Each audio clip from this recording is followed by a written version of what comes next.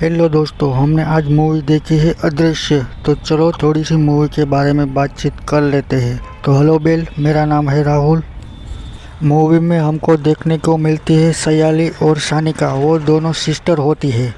वो दोनों को ऐसी बीमारी होती है कि आंखों की रोशनी धीरे धीरे से चली जाती है, जिसमें से सयाली की आंखों की रोशनी थोड़ी सी चली जाती है और वो बर्दाश्त नहीं कर पाती।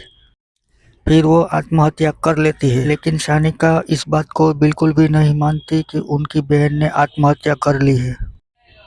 उनको लगता है कि ये एक आत्महत्या नहीं है, ये एक मर्डर है। और सानिका उसके हस्बैंड के साथ खुद की इन्वेस्टिगेशन शुरू करती है। और सानिका की भी आंखों की रोशनी धीरे धीरे से चली जा रही है। तो ऐसे में क्या वो अपनी बहन की हत्या की छानबीन कर पाएगी कि नहीं? अगर आपको देखना है तो आपको मूवी देखना पड़ेगा दोस्तों। ये मूवी आपको अल्ट्रा प्लेक के ओटीटी पर देखने को मिल जाएगी दोस्तों। तो बस दोस्तों, आज के लिए इतना ही। अब हम मिलेंगे किसी नेक्स्ट वीडियो में, तब तक के लिए बाय।